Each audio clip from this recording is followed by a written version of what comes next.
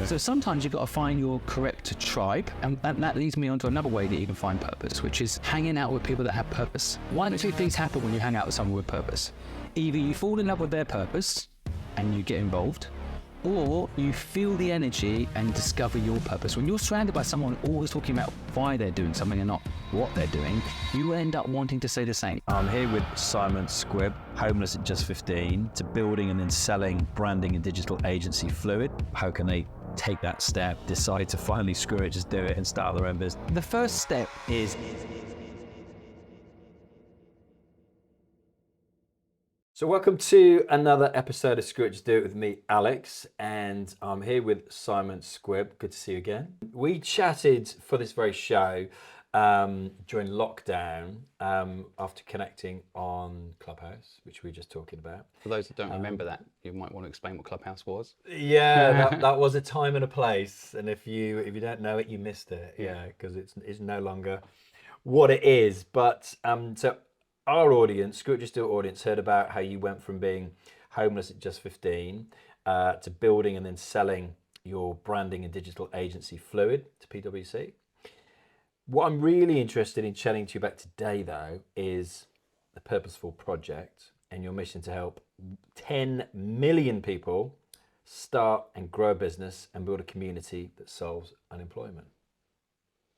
I'm excited to talk about it. It's going to be, I think, a few things that people aren't expecting around why I'm doing it. But yeah, happy to share the whole story, hopefully useful to people listening. Yeah, and if you want to find out more about Simon and what he's done in the past, go and listen back to the episode, which we will hyperlink when we do release this in a couple of weeks. But what was like the eureka moment, the aha moment, the Screw It, Just Do It moment that you decided to take this idea that you had and actually do something about it, rather than talk about it, which 99% of people do, especially when it comes to starting a business or starting a podcast or whatever it is. But what made you take action? I think a lot of the time people think that ideas like the Purposeful Project start as this massive idea that you just start doing. My experience has always been that you have a little idea and you grow it. So, my first business was a gardening company. As people would listen to the previous episode, it wasn't a big idea. It's just like someone's got a messy garden, we sort it out. I think initially I had actually sold my last company and had more money than I will ever need, and actually lost my mojo for a bit. And I spent a year and a half, 2 years doing this kind of search thing. What should I do next? And once the money bit was removed, the motivation bit somehow had also kind of drifted a bit. And I learned something really important that made me go, screw it, let's do it. And it is, I wanted to do something again. I wanted to not be retired and put my life into something, but I was missing the need to do it. So a lot of people want something, but they don't screw it and do it because they don't need it. Yeah. And needing it is key. So I had to retrain myself, and I started off actually by fitness. I wanted to get really fit. I wanted to get fit, but I didn't need to get fit, you could argue. And then I actually felt like my father died quite young of a heart attack. How long was your father? 54. Okay. Yeah, and so I thought to myself, I don't want to go that way. I just had a baby and I want to be around. I want to see him grow up. I want to see him get married. I want to be a part of his life. So I told myself I was going to die if I didn't exercise. In the next 18 months, if I didn't exercise, eat better, I would die. And I told my mind this. Did you? It wasn't true, but I told my mind this, and then I acted like it was true. So I took my want to get fit and I made it a need.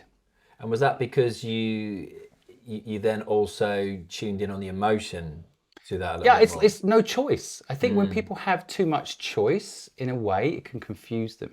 And people don't screw it and do it because they've got too much choice, or what they want in life isn't a need. So when I was younger and I had to start a company because I couldn't get a job and I needed to eat, I needed accommodation. These are not wanting things. I needed them, and I had no way of getting them unless I did what I did, which was start a company. So a lot of it is taking that want and making it a need. And that's what happened to me when I started the Purposeful Project. I was looking at, frankly, the fabric of society and how people have started being so self-centered, me included. we started just thinking about ourselves, the banks lend us money to buy a house, and then we get that house and this is ours, and we close the door, and we're no longer tribal. We're no longer helping our neighbor or the person down the street that's homeless. We're just closing the doors and we're all right. And we've kind of separated from each other. And I felt it. I felt that feeling that I'm all right, which I was, very financially secure and had everything I need. But I felt like actually there's something wrong with society. And I had like a sense of fear that my son was going to grow up in this world where we're all so self-centered that no one helps anybody. So I thought, what can I do to change that? And the one thing I know really well is entrepreneurship. And although entrepreneurship might not seem like the answer to everything, I have this deep down belief that entrepreneurs can save the world. Because let's face it, politicians aren't going to do it. Guarantee. Right? So we put so much power in the hands of politicians to solve homelessness, for example, or fix the education system, and they're not doing it. So I thought, what can we do? And I do believe empowering people to at least have the ability to start a business would be a good start. If I gave people the tools to think about how to build a brand, how to raise money, find your purpose in life, these things, I thought, well, if I can give that to people, at least when they leave school, they've got an option, work for someone or work for themselves. Yeah. Right? And it just dawned on me that this was actually not something I wanted to do, help people in this way. I needed to do it if I wanted to leave the planet in a better state than I found it for my son. Yeah. And so I turned that want to help people into a need. And the first thing I did was a podcast. And actually I made it quite a selfish endeavor. There was loads of people I wanted to interview about this problem that I perceived in the world. With technology also entering the universe to take away people's jobs, we'll end up, if we're not careful, with a lot of Trumps in power promising to bring back coal. Well, what we actually need is to help the people that were down coal mines retrain into perhaps starting something of their own, whatever that may be. Yeah. Maybe there's a coal miner out there that wants to start a flower business. Maybe there's a coal miner out there that wants to paint and make a living from it. So mine was like, why don't we fix the education system from outside the education system, and why don't we educate people about business? And the first thing I did was a podcast, and it was really simple. I had a crappy mic, which by the way is in this cupboard just here. I've kept it. And now I've got all this very expensive equipment, but originally I just had a crappy mic. I put it in the middle of the table and then started interviewing people that I know had made it with zero money, nothing, and made it into a success. And I wanted to take that knowledge and give it to other people. And is that because I remember some of your podcast episodes? Were those some of those episodes like with and I've forgotten her surname, but like this Starling Anne Bowden. Yeah, people like that. I've had Tony Fadell, who actually invented the iPod. People don't realise he invented the iPod. Yes, I saw that, I think, on your YouTube channel. Yeah. So okay. and the Shazam, whatever way you want to describe it. Yeah. Lots of really incredible people, and nearly all of them started with nothing. And so I wanted to pick that apart and test my theory about two things. One is that in business you need a lot of luck. So how do you hack luck? What is luck? And then second one is, how do you take this want and make it a need? Am I right? Is that what's made everyone successful? And it turns out I was right. Luck and people taking their want into a need were nearly every single time the reason people were successable. So tell me, so the luck one's an interesting one for me, and as my audience would know, coming up to 500 episodes now, and that crops up a lot. And what do you say with regards to that then? You think that people will always need luck, or you just think it's being aware of the opportunity and seizing the opportunity? So I studied luck quite intensely, and part of my podcast was research into luck, how it works. So it turns out basically there's a formula for luck. So it's probably right to separate it. It turns out that 2% of your life is total random luck, but only 2%. An example would be where you're born. You'll hear sayings like, the harder I work, the luckier I get, which is bullshit, by the way. That's just not true. Hard work, surprisingly, nearly has nothing to do with success. This is what I think a lot of people will be shocked about. Okay. I actually became more successful when I started delegating to people that were better at things than me. If I worked harder in my business and not delegated things to other people, my business would not have succeeded. Yes, you can't grow scale. So people think working hard is the answer. That's not true. Now, of course, there's working smart is a simple way of putting it, right? But 2% of your life is total random luck, but only 2%. And what's really interesting, if the 2% of your life is bad luck, ironically, you have a higher chance of the other 98% being good luck. Right, okay. So, for example, if you're a boxer, and I won't name that boxer, but if you're a boxer and you grew up on the streets of New York, street fighting and surviving, then you end up a pretty good boxer. Yeah. Right? And you're fighting a boxer who perhaps went to a posh school, had a good life, you probably beat them. Right? So your 2% bad luck or growing up in a difficult neighborhood ends up later in life being your good luck. Got it. And got it. the 98% of your life that is luck for sure is controllable. And there's 3 ways to control it. It's a very long story, but there's 3 ways. One is take more risk. So it turns out the more risk you take, the luckier you get. It's got absolutely nothing to do. This is great. Really, bizarrely, nothing to do with hard work. Wow. And people think that you can sit and take 1 hour's worth of risk and then sit back for the rest of the day and probably be more lucky than someone that's taken no risk and just worked all day driving a bus. Yeah. You know, so the more risk you take, the luckier you get, and that means you need to lean into fear, which a lot of people don't want to do. But if you learn that fear is actually an asset given to us to survive, like when a lion comes towards us, that's what it was originally designed to do. We can run faster, we think differently, we're like on a hyper mode. It's a superpower that people are now turning off instead of turning on. Right, you're meant to feel fear. If you're feeling fear, you're growing. Right? If you're not feeling agreed. fear, you're not growing. Agreed. So taking risk. The second thing, there's 3 things in the formula of risk. So risk is one of them, loving fear. The second is knowing your destination.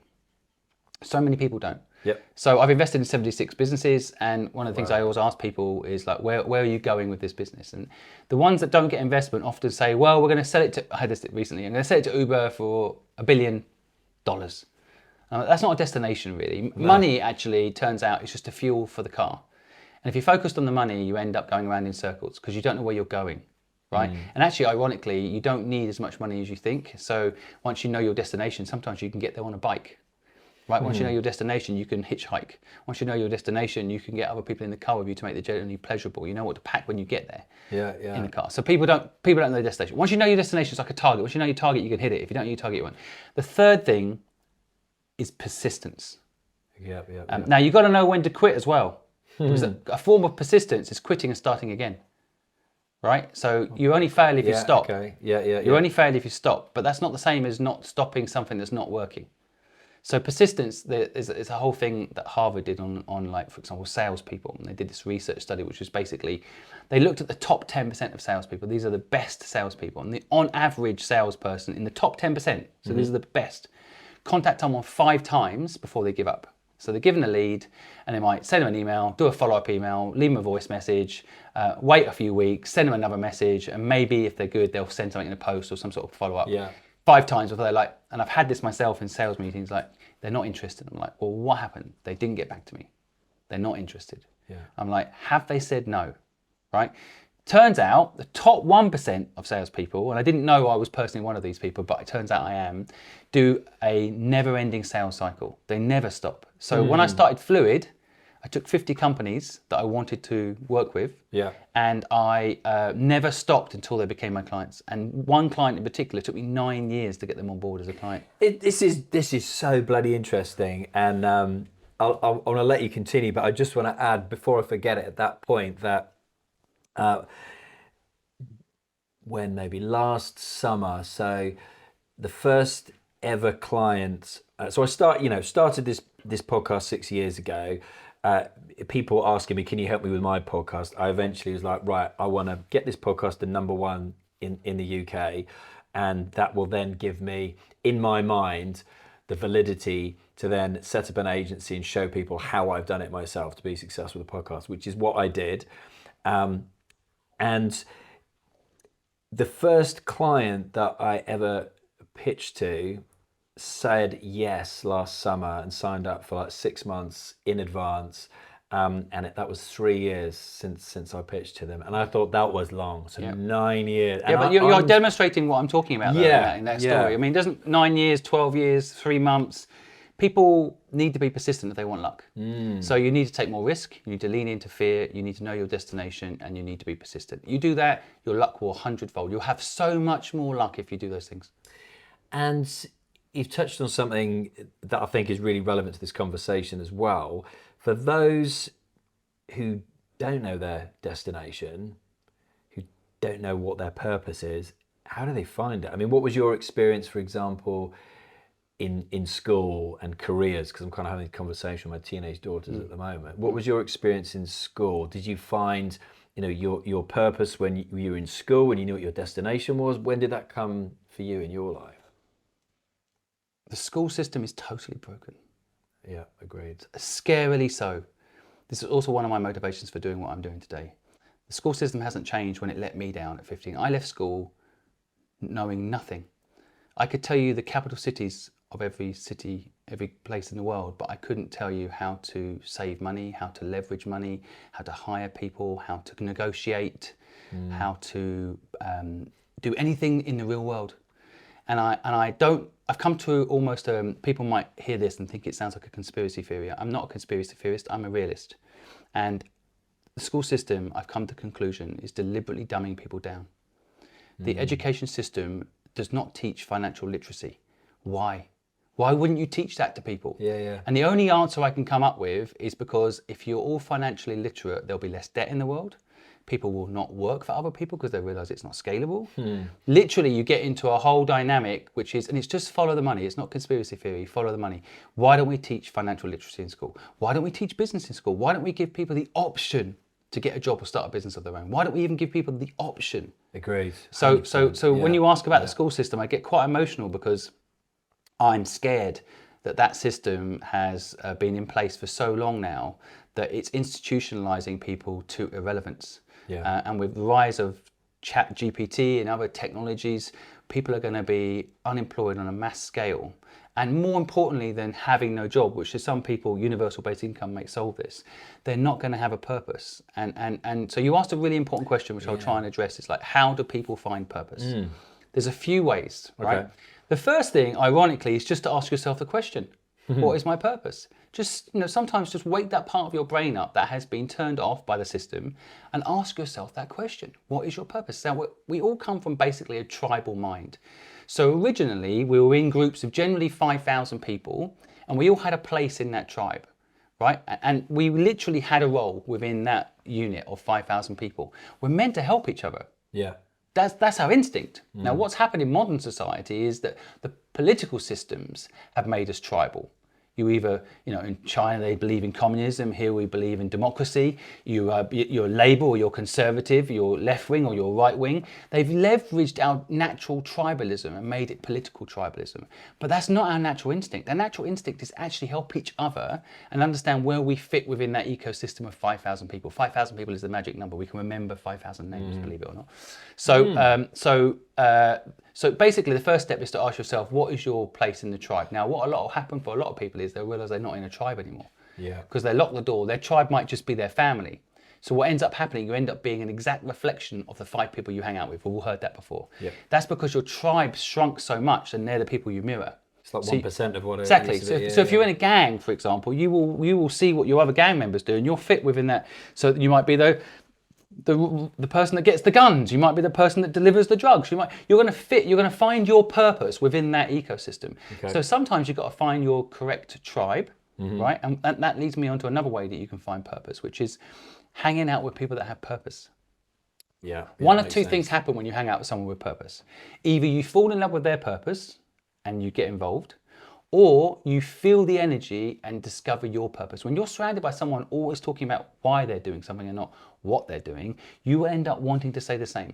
So at the Purposeful Project, I have 5 people that work with me, and all of them now, we really talk about how they couldn't do a normal job anymore because it doesn't have purpose. Yeah. And as soon as you feel it, you won't work unless it has a purpose. And I think that's the third way is to do kind of what actually happened to me.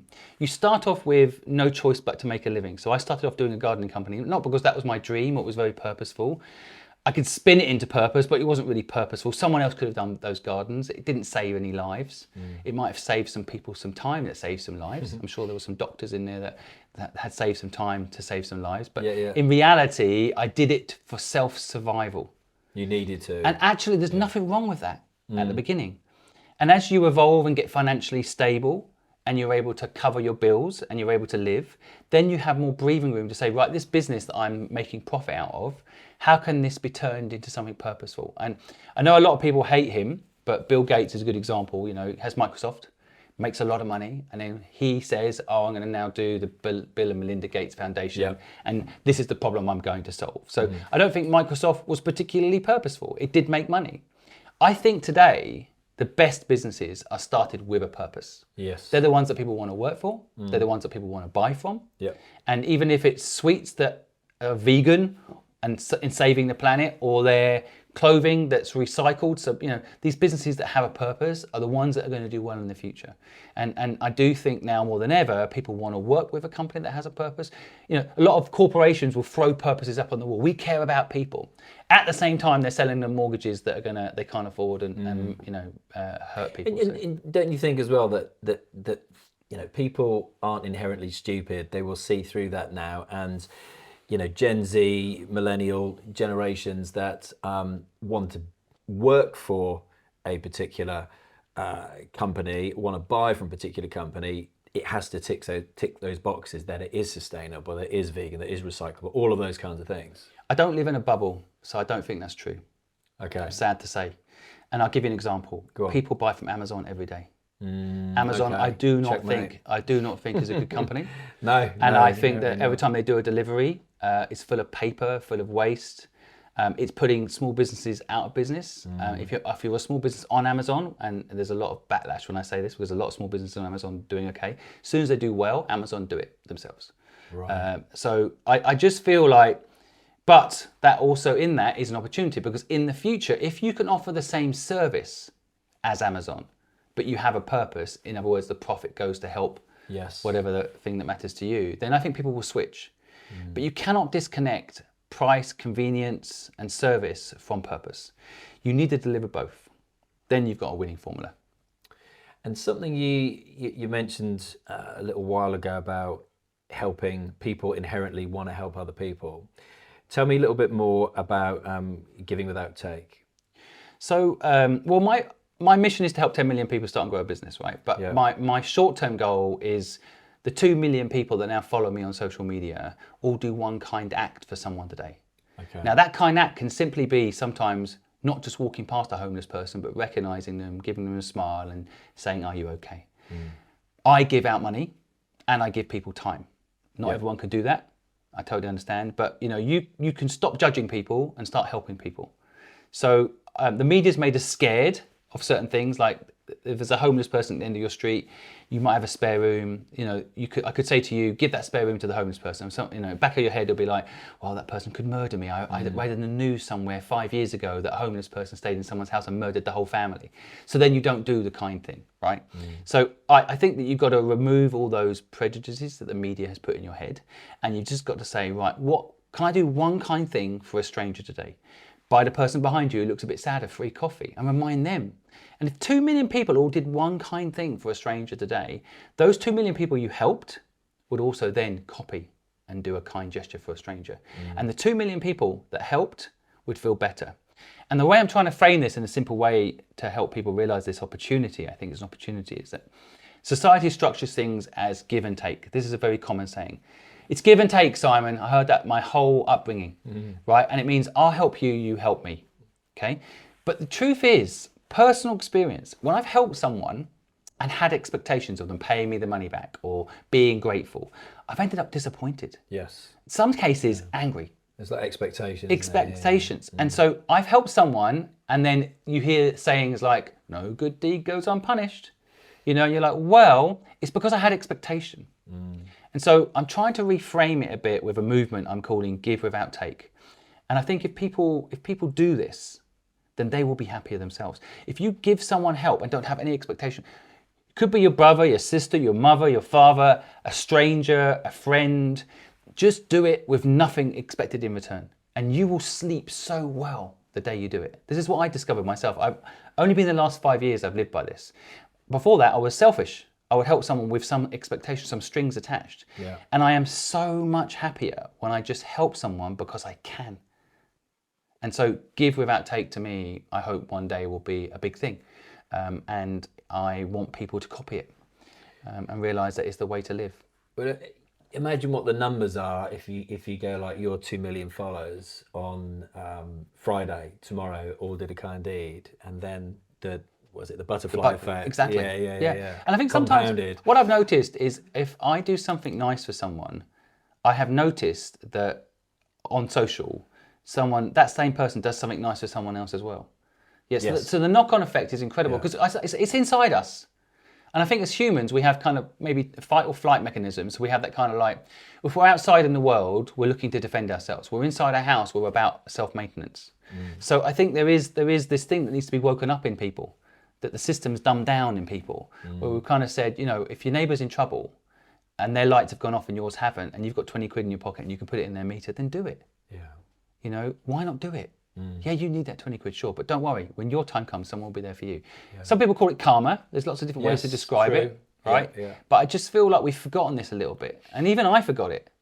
For the first 35 years of my life, I was all about really me. I built businesses that actually did do good, but I was still really about how much I could make. And it was a revelation to me when I realized that actually just helping people with nothing in return is so amazing. And don't you remember, during that period of being locked down in this country, the UK, and I'm sure it was mirrored worldwide, that all of a sudden people seemed to genuinely want to help each other a little bit more. And before you know it, as soon as the world was open back up, it literally disappeared within what felt like days, weeks, or a month or something like that. And everyone was just back to snapping at each other and being aggressively driving, not letting somebody come out of a lane in front of you. Just, really simple things like that. That's an interesting point. You know, I as a driver myself, you know, sometimes I sit in queues and I let people in, and you know, and then there's people that won't let you in. Yeah. You know, and I'm like, you're one car ahead of me. It's You know, so minuscule. you would have been isn't it? happy if I was in front of you. It wouldn't have mattered. You're still going to get there. You know, and I think that's a good analogy for like, if you give someone something, you actually get something without if you don't want something. Yeah. And I think we have forgotten that. And I think lockdown, a lot of people will tell you, they kind of woke up in lockdown, right? Yes. They realised that they weren't enjoying their job. It was a rat race and they were rushing to work every day, working their guts out, coming home, not seeing their kids, not seeing their husbands, not seeing their wives, not seeing their families. And, you know, people kind of went, oh, this isn't right. They kind of woke up. Lockdown woke people up. Definitely. But it's so easy, especially when companies are saying, get back to the office because we want our property to be valuable, that we forget actually what made us happy. We mustn't forget. Agree. Yeah, we mustn't forget at all. And so, seen a lot of your content on social media, especially where you stop people in the street, or the train, or the bus for that matter. I think I've seen a few of those. And you ask them if they would like to start their own business, and they're nothing but entertaining and educational, I think, at the same time. Can you share with our audience, what are some of the most common reactions, firstly if they say yes, that they want to start a business, and also maybe if they also say no, like, do you still carry on having a conversation with them? Are they off down the street, you know? It has been a fascinating social experiment. So That's what it is, isn't it? it is a social experiment. Yeah. I felt a little bit like, you know, I was running for Prime Minister and I'm talking to my people Yeah. and trying to understand how people think. And it's I see different states, I'm going to say different mental states within the people that I stop in the street. There are people that, like yesterday, I was doing a new series of videos I haven't released yet, which is like, do you want £10,000 to start a business? This is what I'm saying. Do you want £10,000 to start a business? And people are ignoring me. That's mad. Some people are even rude. Yeah, I bet. Right out rude to me. And all I'm saying is, I want to help you, you know, here's some money, and they're ignoring me. So you've got that kind of like, I'm going to call it, and there are some reasons. Sometimes people are in a hurry, so let's be fair, right? But equally, most of the time, people have shut off to luck. They've shut off to opportunity. They're not even thinking, screw it, let's do it. They're thinking, I've got to get to the train. I'm going to be late. My boss is going to tell me off. Oh, that report, I've got to do that report, right? That pointless, whatever it is thing, yeah. And there are people that are mind occupied with, I've got to get to work. I've got to save lives, you know, nurses, for example. Yeah. And I think that there is a real problem, and I blame the school system and I blame media, where people have become so cynical and have shut off the opportunities in front of them in such a way that they think I'm a scammer. Everything's a scam. You just think they're conditioned. They're conditioned to think everything's a scam. Yeah, exactly. And that's the irony is, there are, you know, like the internet is good and the internet is bad. There are good things out there and there are bad things. Like, you need to be aware of bad things, but you shouldn't think everything's bad. And I've noticed another trait in successful people is that often they're optimists. And here's the social experiments, and I might write a book about this actually, because now I think there's so many learnings from doing this stuff in the street. But an example would be, I stopped someone in the street who was a lovely, lovely individual, and I offered him £400 to start his business, or double it and give it to the next person, right? This person had told me already before we started rolling that they couldn't make their rent and that they were really struggling. They needed that £400, right? And when I asked him, do you want to take the £400 or double it? I was almost certain he was going to take the £400. And he said, double it and give it to the next person. Wow. Because, and there's two learnings from this. The first feeling I had was, people are innately kind. You know, his instinct is to give it to someone else. Even though he's struggling, there's someone who's struggling more. It doesn't feel right to take it, give it to the next person. Right? The next person's going to get 800. So I was only going to get 400. So when you think about how we're tribal, there's a social experiment that shows you why we're tribal.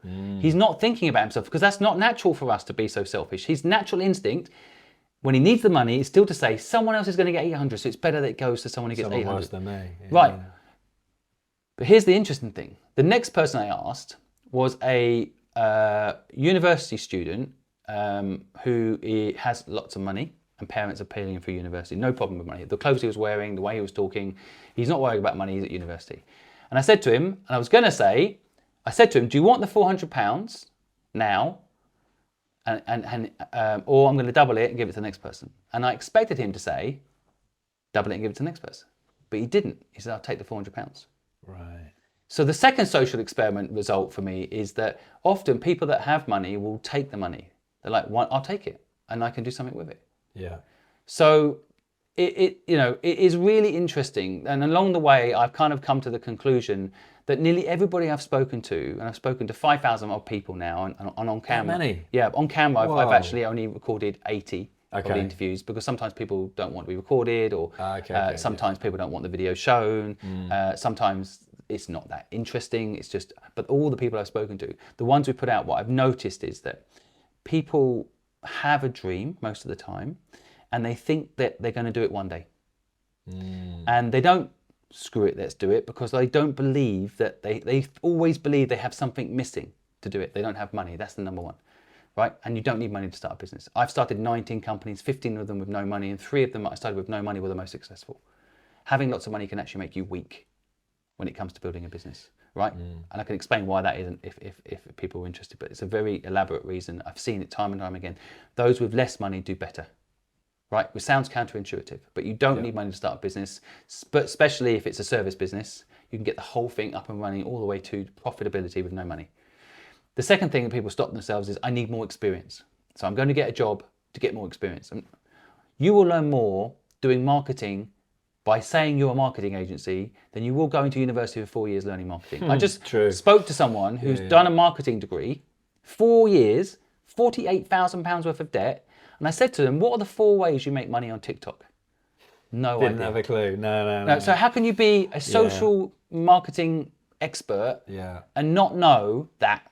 Because the stuff they're learning is already... It's already old. Already old. They're still talking about like MySpace case study. You know, like no one doing marketing should be going to university. I would say 98% of people that go to university shouldn't bother. The problem is, within the societal structure, you're expected to go to university now. It used to be, if you had a degree, you could get a certain type of job. Now it's become like you've got to have a degree to get a certain type of job. And so and then people sometimes don't know what to do next because school hasn't given them the tools to think about that. So they just go to university to fill the gap. Exactly. And that, for a lot of people, causes a lot of misery later in life, because then they learn a skill, a particular thing that boxes them into becoming a lawyer. Right? I was meant to be a lawyer. That's what my parents wanted me to be. And if I was a lawyer, I wouldn't be. I was sitting in the hot tub this morning having a good time. I wouldn't be if I'd gone down the path of being a lawyer. I'd be. Lifestyle inflation gets you. I'd be right now selling hours to pay for this house I live in instead of owning it outright, because I didn't sell time, I bought time. Right? But when you get into a lawyer, that sounds cool. Learn to be a lawyer. Okay, go to university, become a lawyer. Then you sell hours. And the more kids you get, the bigger house you get, the more costs you have, the more you need to charge per hour, the more hours you have to do. Life gets harder over time, not easier. Being an entrepreneur is hard at the beginning, gets easier over time. Any profession, that where you work for someone else, especially under an hourly structure, is easier at the beginning and gets harder over time. And this is the thing that's also not taught in schools. So common reasons then what people were saying. So first one is that they didn't have the money. Yep. Second one, they didn't have the experience. Yep. What was the third one? Or the most common one after? So after that, often people have an idea, but they make it so big in their head. Yeah. that you need, for example, there's someone who wants to be a photographer. And in their head, they need all the right lighting, all the right cameras, and they need a car to get to the place they want to shoot, and they need this. And I'm like, you don't need to do all that. Quite often, you can borrow a camera from another photographer who will always support another photographer.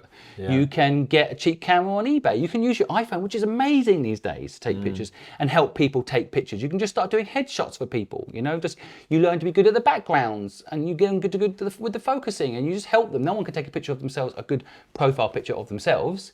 So you just start somewhere, and then build into this beautiful studio, beautiful equipment, everything you want, photography business. But people, that's the biggest thing, the third biggest thing that people have. They have a dream. They don't break it down into small parts. They make it this big thing that they can only start if they've got £1 million, loads of experience, and every single, every single element lines up perfectly. And that's a mistake.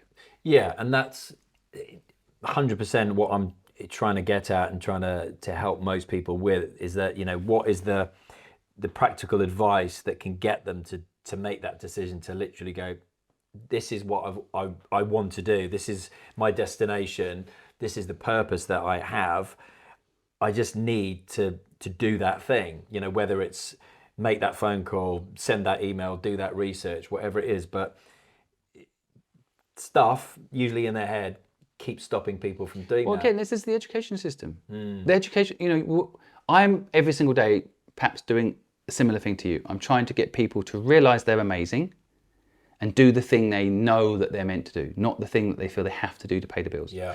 And like I said earlier, one part of it is making your want a need. But the other thing, you're fighting an institutional structure. Like, one of my favorite movies is The Shawshank Redemption.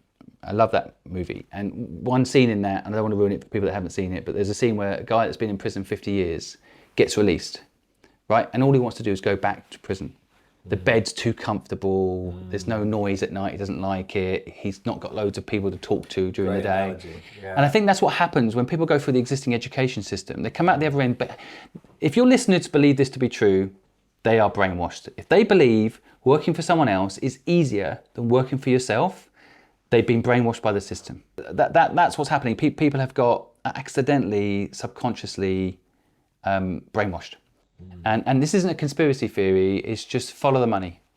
It's not a good idea if everyone's financially literate, right? Yeah. As far as existing institutions are concerned. Who's going to go work for people if people don't just conform, do what they're told, and not think what their purpose is, but do what they're told to do on the production line? And interesting, how old are your kids? Are they in the education system? Yeah, so I've got a 5.5-year-old, and he presently goes to a forest school. I think every day my wife and I brainstorm about starting a new school and homeschooling, which I think has a branding problem. Yes. When people hear homeschool, if anyone just heard that, if their mind went straight to, well, kids don't get any social interaction, they're missing what homeschool is becoming, right? My son does go to a school right now, but I still believe in homeschooling. And there are huge communities where homeschooling is about still meeting up with each other and communities getting together. No one's sitting in the house all week on their own. That's not what homeschooling is. I think the But again, vision. people's perception is, or if I homeschool my son or daughter, they won't have any social skills. Rubbish. Rubbish. Kids get a lot of their social skills from their parents. So if you've had people come around for dinner or come around for lunch or have drinks with people, they're learning. They have social interaction. You don't just get social interaction from school. So we've almost pushed, again, school system has become like replacement for parenting, right? That's not, I put my kid in school and I don't have to parent anymore. And I'm not saying everyone's doing that. I'm saying that's what the school system wants you to think. But the school system almost wants you to let me take care of your child, and then we're going to make them a slave for the system. And they're just, and I've got many friends who are teachers, headmasters, deputy heads, and it's just that focus on, hitting the numbers to get the grades Totally. that keeps the funding and yada yada. Very scary, because Isn't the school system is designed, it's all around memorization and grades. Yes. And a school system's funding, both private and public, basically is on the grades of the child. So if a kid isn't getting the grades on memorization, then the school doesn't want them. But we all know, like, this is why I think it's 82% of A students end up working for D students. Yeah, Right? that's a great one. And I love that, because Yeah. it highlights why the school system is so bad. Doesn't it? Because if you're a D student and you fail, you learn to accept that it's not important. If you're an A student and you do well, you never want to fail. Yeah. You always want an A. And you never learn the resistance to fail. Literally having this conversation like every night with my wife, because my kids are both teenagers and one's in her GCSE year, and it's like, you know, all the teachers go, you know, she is so bright, and these are the projected grades. And then it's like, well, if you just can't learn the one way that the system wants you to learn by literally memorizing Battle of Hastings 1066, that, you know, just like as you were saying before, the names of all of the capital cities, if you can't learn by that way, you're screwed, because there's nothing in there that actually, where you're using your creativity and your imagination to articulate your own thoughts, because your own thoughts are getting dumbed the hell down, Totally. aren't they? In fact, you know, they say silly things like, don't copy. Yeah. You know, like, every single business today has been a copy of someone else's business. Yeah. Now, there are moral code elements, again, they don't teach in school, but, you know, like, I don't think what Mark Zuckerberg did was right. He basically heard someone else's idea, pretended to work with them on it, and then did it himself. That is wrong. Yeah. But Facebook itself, which is a copy of MySpace, which is a copy of Friendster, that's fair game. Mark Zuckerberg didn't come up with that, so I don't like him because of that, frankly. Yeah. But I like the idea that in the end, nothing's original. You know, a car was not an original idea. Tesla was not an original idea. Electric cars have been done before many times. There is no original idea. There's original execution, which is why I think in schools you should copy, because it's about innovating. You see what someone else is doing and you do it better. That's the whole way the human race has got where we are today. Agreed. Right? Yeah, If we didn't copy what our ancestors did, we wouldn't know how to make a fire. And I want to bring up here as well, which I think is relevant. If you don't do what the system's telling you to do, and you don't get the grades that the school want you to get, you're deemed a failure. But what is a failure? Is there such a thing as failure? I don't think there is such a thing as failure. And that's, again, why I feel like the system, how dare it do that? You know, how dare it tell creative people, I'm dyslexic, so I don't remember words very easily. And they told me I was stupid. You know, like, and my wife is a different type of intelligence to me, right? I've got good EQ, she's got good IQ. And you can work with people with different skill sets, but she wouldn't do well without me and I wouldn't do well without her. You know, we're meant to work together, back to the tribalism, you know, like, we're not all standalone units that can memorize everything. We're going to have robots to do that, by the way. You know, like, robots will always remember more than us. So that's not the most important skill to have. Learning is an important skill. So a lot of people will, you know, when I criticize the education system, they say, well, education teaches you to learn. No, it doesn't. We're naturally able to learn. We just have different ways of learning, right? No one, I mean, I always love the Ken Robinson talk on TED Talk. It's the most popular TED Talk. He's passed away now, sadly, but he talks about education. He's an ex-teacher. And he talks about how no one teaches kids to walk. You know, if we try to systemize it, be like, okay, you're one now. So what you need to do is you need to stand up and then one foot in front of the other. Come on, I've done a little diagram on the blackboard. Okay, come on. No, it's not. Kids will learn to walk when they're ready. And they all end up walking, don't they? You know, so I think it's like there's an element of like no need to over-engineer the education learning process, and everyone learns at different speeds in different ways. And that's why I think the education system needs to be completely revamped. Has it changed since the Victorian era? I don't even know. And we all know it. It's like the white elephant in the room. I haven't met a parent who doesn't feel this way, even with kids that are doing well in school. Still feel this way. But what do? We almost ignore it and we all carry on. We all put our kids in the system. We all tell them to get a degree. We're all living in the same like weird go to university, why not thing, you know? And I think it's just all needs tearing down and starting again. The weird thing is, I've interviewed loads of teachers, some of the most amazing human beings on the planet. And most of the time they know the problem too. And they're stuck with the system as well. Most teachers get into it to help kids. So when they see the education system isn't helping kids, they want to do something better, but they're not allowed. And to bring this background, couple of questions. When it comes to the Purposeful Project, do you see any hope from getting change from within the system, within government organisations, or do you think 100% of it comes from outside and from every single one of us? I don't give up hope that there will be leadership that will help make the change. But unfortunately, the leadership often comes from the very institution that doesn't want change, which is why nearly all of our prime ministers come from Eton. Yeah. Eton does teach these things. That's the irony. Eton does teach financial literacy. Right. So, there's certain sectors of society getting access to information that the general public is not getting. So, my stance is I'm always open. I will always collaborate. I mean, I go to see political figures. I will talk to any government official. I'm not relying on them though. That's how I feel about it. The Purposeful Project will plough ahead by giving people the education that school never gave them for free. Right? I'm not charging a course fee. I'm not charging for this help. So I'm doing what a government department should do. And if a government department wants to come over and take us over and offer people help for free, we're a profitable platform that helps people for free. Right? If they wanted to make the education system profitable and truly help people, then they can copy what we're doing and I'll be out of work and I'll go back to doing something new or help them make it work. I don't mind. But I'm not relying on them doing it. I can't see them doing it. They've not done it for 100 years. We've known about this problem at least the last 20 years. We've been aware. We've done the social experiment. We see what's coming out the other side. We're producing slaves, modern day slavery, minimum wage, people, right? We know the outcome of the existing education system. It's pretty much the same problem in any part of the world. It's not just a British problem, right? So we know already from the social experiment what's happened, the good and the bad, and there's no change made. I mean, I actually spoke to the education minister live on TV a few months ago, live on TV. I've got the recording. You can go to my YouTube channel and see it. And I asked him, why don't you teach financial literacy and business in school? And he said, these things cannot be taught. This is the education minister telling us that this is something that can't be taught. It is bullshit. Yeah. It can be taught. I'm not that clever. I've learnt it. It can definitely be taught. They don't want to teach it. No, exactly.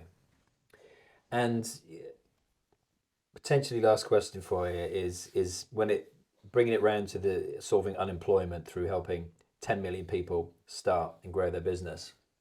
Would you just like to articulate a little bit more on how you see that happening by, people starting a business, needing to employ other people, and, ultimately, how can our audience also help? How can they take that step, decide to finally screw it, just do it and start their own business? What's some practical advice, Simon? So, the first step in our plan is education, free education. So that's already in place. So people can go to thepurposefulproject.com and get access to free education, be that how to raise money, how to start a business, even business ideas.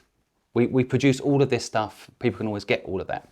I think if people want to help, there's kind of two ways, and depending on when this podcast goes out, I'm not sure when it's going to be released, but we are building a platform right now, which will probably be available on simonsquibb.com or thepurposefulproject.com, where you can contribute your time to help people. So if you've got a skill and you feel like you can help people, then come and join us and help people. Equally, if you have a question or you're stuck or you need help with something, you can join the platform and also get help for free.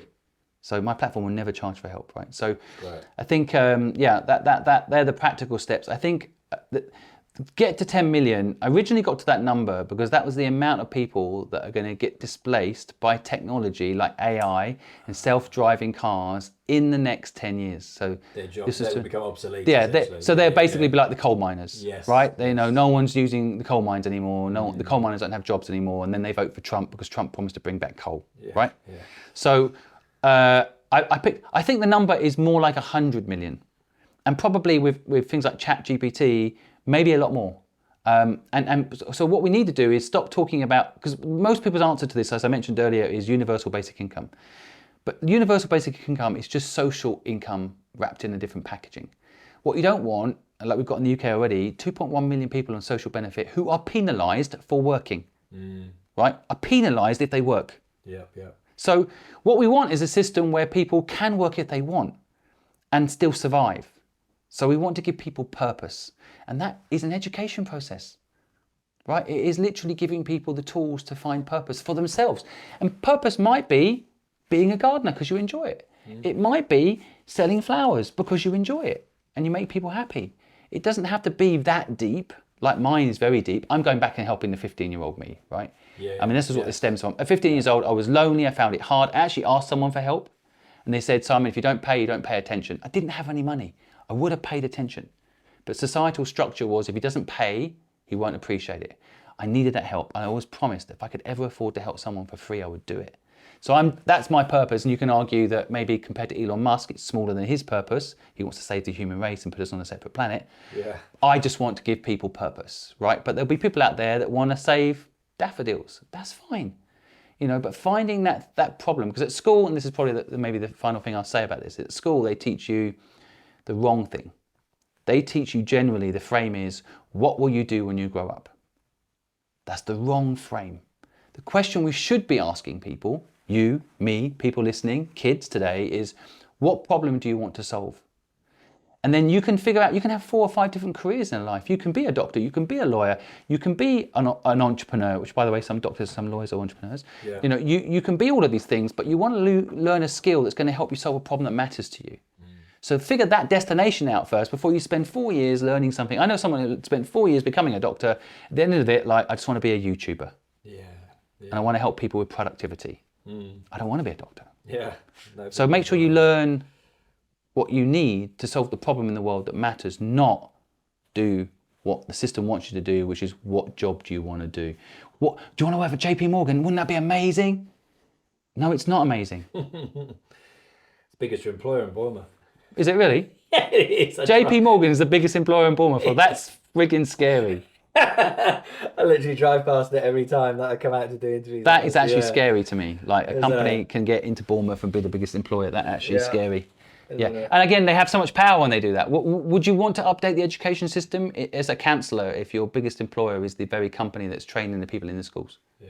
You're not incentivised to say to those people, hey, why don't you work for yourself? Because the counsellor will be like, well, we don't want you doing that. We want you to go to JP Morgan. Exactly. Because we need lots of people to keep that company fed. Yeah. There was a big think tank done in Asia, which I was part of, which was really fascinating. And basically they looked at local companies coming in versus local companies being born. Like in San Francisco, there's a big push on create the company and then go global. You know, and we all know those companies, Apple, Google, right? Intel, we all know.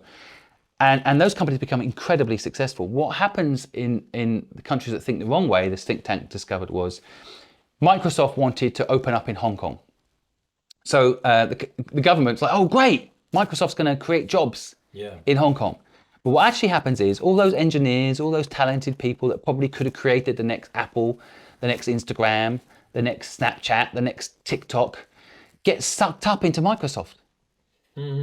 Yeah. So ironically, short term, they make some money, but then Microsoft ends up, and that's why Microsoft's making a comeback, by the way, you know, Bing, all these things, and Microsoft's doing really well, you know, because they suck up all the talent and they buy up all the companies that could potentially be their competitor. It's fascinating. I could literally speak to you for hours. So, I mean, we literally barely scratched the surface there, but I think, you know, our audience now knows more about you, knows more about your purpose, and can therefore help you. So Thank you. thank you very much indeed for your time. Thanks for watching this episode of Screw It, Just Do It. Let me know what you thought of it in the comments below this video. Has this episode helped move you closer to where you want to be? All that I ask is that if you enjoyed this episode and then it's moved you closer to getting to where you want to be, that you share this episode so that it helps one other person do just the same. Just ask yourself what small action will move you forward to get you from where you are, then screw it and just do it. Until next time.